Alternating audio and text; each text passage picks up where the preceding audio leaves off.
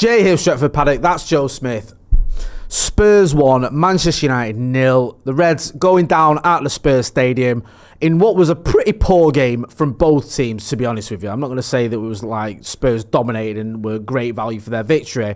It was just two rubbish teams. We were just a little bit rubbisher. Joe, I mean, where do you start with that, to be honest with you? We know we've got injuries, right? Let's just get that out of the way first. We've got injuries. We're missing players that would have started today. Ugarte would have started. Ahmad would have started. Martinez would have started. I think it's safe to say that. But even so, that 11, when you saw that 11, you think that is quite a strong 11. Yes, the bench was full of children, but the 11 was quite strong. But in terms of the performance from that 11, what did you make of it? I just thought it was really poor. I think we just... It's just, and it says it on the thing, it's just a mess. Like, we look at things that you think of as like the top teams have, and you look at, really good defensive line, you look at a well-drilled, well understood way of playing football, you look at, them overperforming and doing things that shock you because it's so good. We don't see any of that, and obviously maybe those things we shouldn't even expect to see because where we are in the league and the squad that we have. So you drop your expectation from that. Then it's down to like, can you, repeat sort of the patterns to a certain degree? We don't see any of that. I don't know what the patterns are supposed to be. Then you drop it even down to, can you complete short passes consistently? Like, this is the basics of football now. Literally the building blocks of football. We can't do that.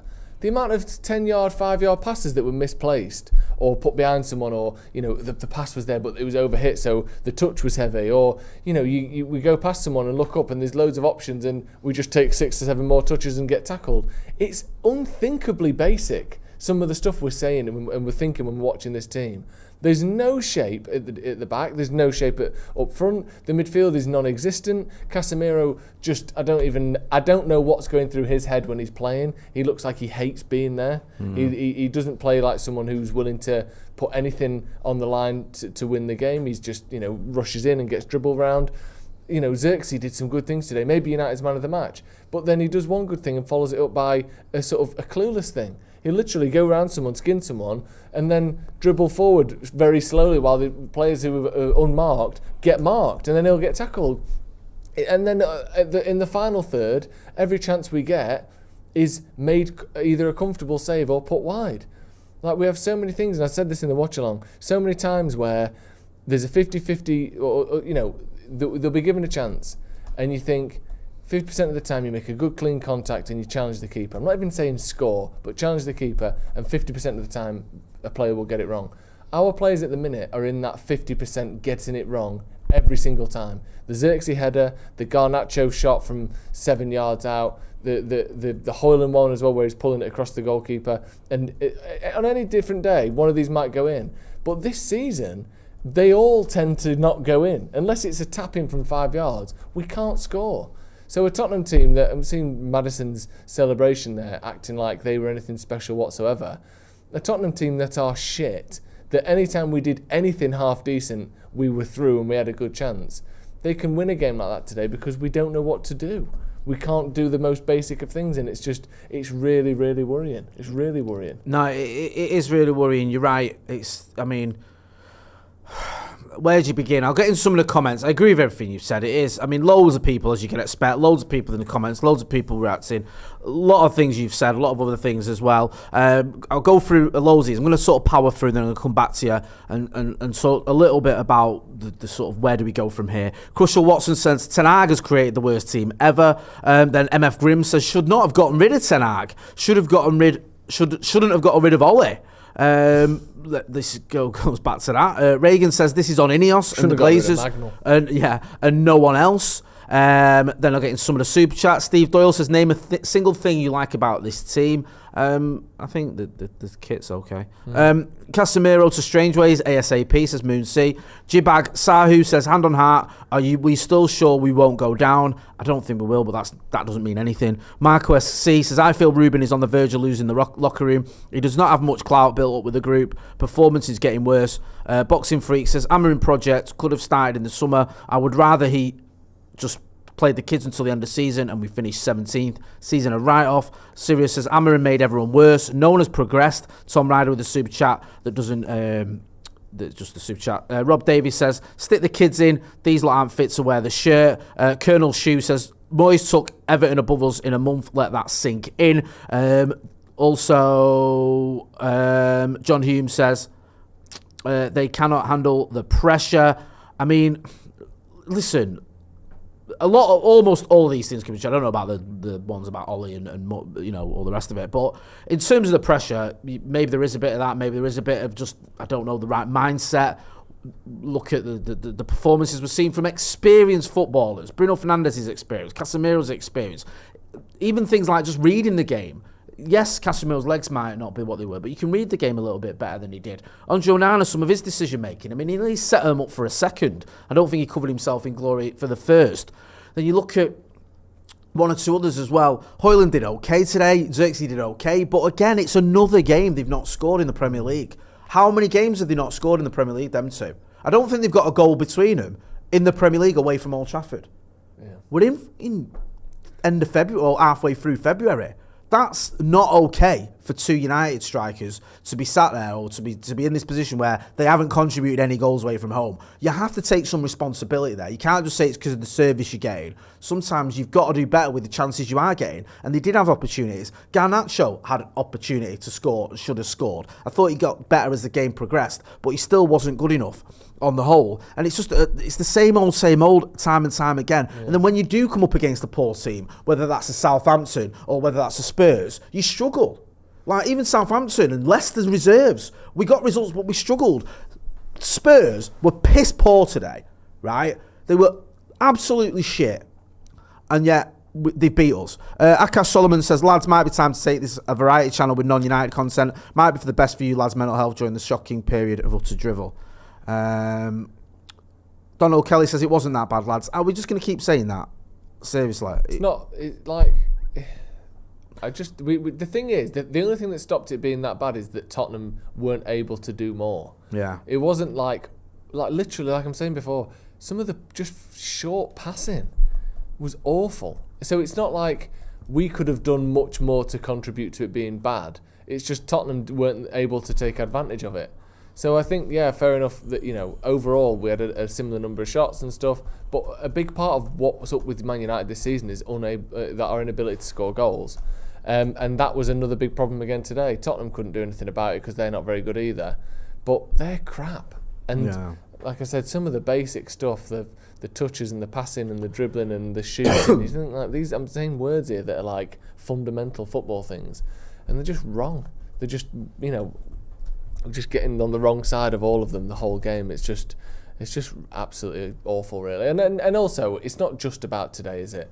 We're looking at a bigger picture of this season as a Amorim's tenure as one block, this season as a larger block, and then the last 18 months as the largest. Basically, since we won the Carabao Cup in 2023,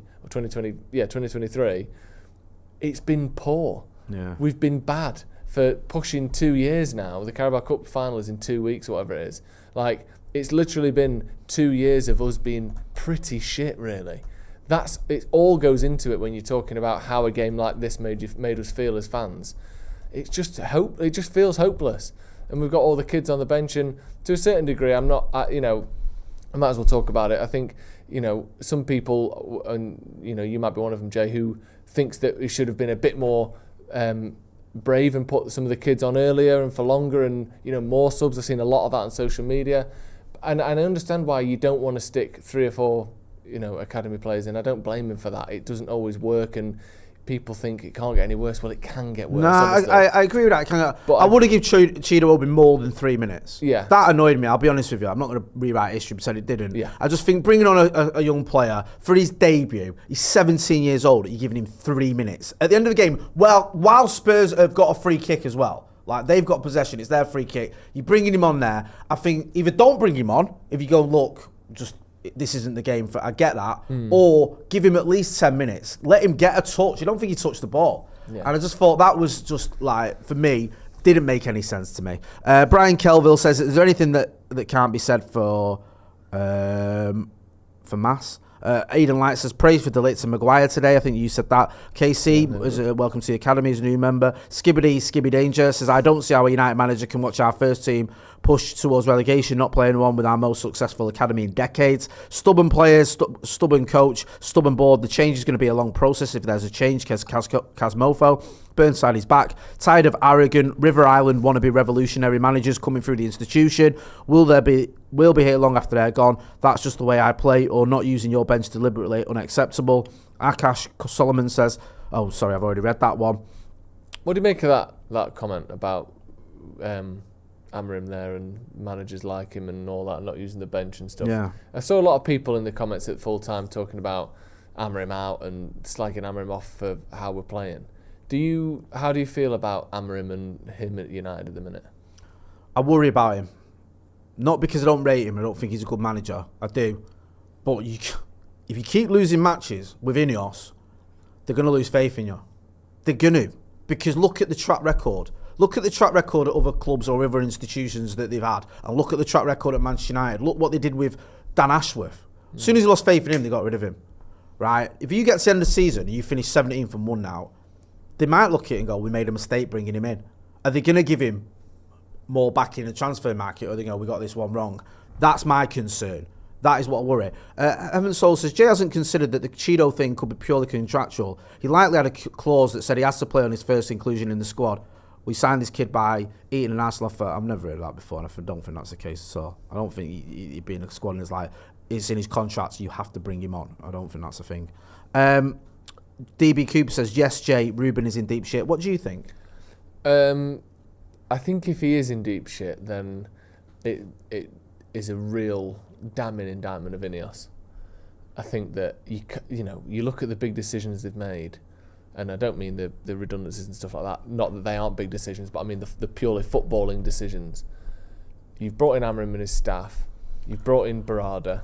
You've brought in Wilcox, and you've brought in Ashworth. They're the big ones that they've done. All the rest were Ineos people. You've already sacked Ashworth. The other one that they've made is keeping Ten Hag on. I forgot about that. That was the first footballing decision that they made. Extend Ten Hag's contract and keep him on, despite looking for his replacement. So that was wrong, or they think that was wrong. They went back on that. They went back on Ashworth. If they now go back on Amorim and decide that was a mistake as well, all you've got left is Wilcox and Barada. Yeah. Of the 5 decisions they've made, 3 of them were wrong in 6 months? Big, multi-million pound, future of Manchester United type decisions. They can, it looks horrendous if they put any pressure on him whatsoever. And it's hard, isn't it? Because you almost don't want to, what are we, 15, 20 games into Ruben Amorim's tenure? Yeah. It feels ludicrous to talk about, is there pressure on his job? But when you look at social media and you speak to people and you look at the comments, that's what people are thinking. And we're all thinking, it crosses everyone's mind, is he in danger here? Yeah. I just think it's unthinkable. He's had no help whatsoever. And it's if you think of it as an experiment, people talk about it's an experiment. Think of it as an actual science experiment that a kid would make. You get your vinegar and your bicarbonate of soda. You think, this vinegar's not fizzing. We haven't even put the fucking bicarbonate of soda in yet. We haven't given him any transfers. We haven't helped him out. We haven't done anything. We've got him, Dorgu, who's a 20-year-old wing-back. We haven't actually conducted this experiment, and we're already deciding it's a failure. Yeah. We cannot do that. And if they get in, even if this 6 months just serves to put a bit of doubt in Ineos's mind over the summer, that'll be a nail in his coffin as well. Because if they don't back him in the summer because they're worried they're gonna have to sack him, then he's already sacked. Yeah. It's a horrible situation he finds himself in. And you look at the man who came in, just looking at him now, the bags under his eyes, the demeanour shift, the kind of body language when he's managing us, it's weighing on everyone. And I do worry for him, but I just think we have to back him. They have to back him. What is the point in any of this? If he comes in, you get rid of loads of players in January, replace them with one wing back, and then put him under pressure. We cannot do that. We can't. No, I agree. Mayor Amateur says Amorim has 1 point per match. For context, Graham Potter had 1.42 points per match. Ant L says, win was there for the taking, had great chances. KC, exactly. welcome to the academy. Akash K, says, only positive. We actually crossed into the box. Martian says, if Amorim can only work with a plan A and nothing else, that does not reflect poorly on him and his skills. Manager's job is to find ways to win. Sleejo James John said, he is already under pressure. I mean, listen, if you keep losing matches as a Manchester United manager, yes, you're going to be under pressure. Like, even Jose got under pressure when he started losing, right? And he was a guy that had delivered trophies and finished second, and was probably one of the top 3 or 4 coaches in the world, and everyone agreed on that. And once the results got away from him, then it became the end. Ollie was a club legend, and he turned it around, and everyone loved him. And he just finished second and got to a cup final. Within a few months, he'd gone. So it can happen. I know it's Ineos, so it's slightly different. So it can happen. I don't think there's any illusions about that. I hope that behind the scenes the conversations are going on, that this is long term, this has got to be long term. You've got to just take this short term pain. You've got to get in the players that I need. These players ain't any good, and it doesn't matter if you're playing 4-3-2-1 or 3-4-2-1 or whatever. They're not the quality you need to challenge at the very top. That's why Eric Ten Hag got sacked. That's why this team has struggled since I've come in. I hope those conversations are going on, and I hope Ineos get it. A few more super chats before I get your final thoughts. Pete Marshall says, I don't believe he's in danger, and I wish Jay would stop repeating it time after time. He has to get next year at least. Look at the evidence in front of you.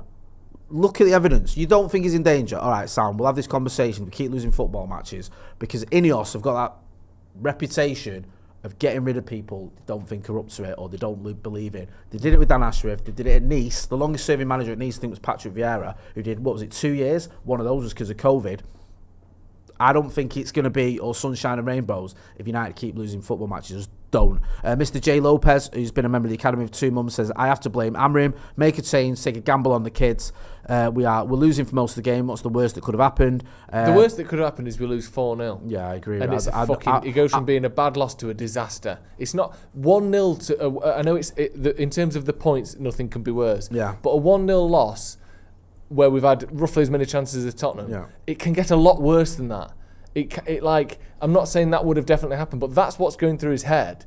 Losing 3 or 4-0 is way worse than losing 1-0 as far as what it means immediately after the game, the amount of stick and pressure on the team. It can get a lot worse than that.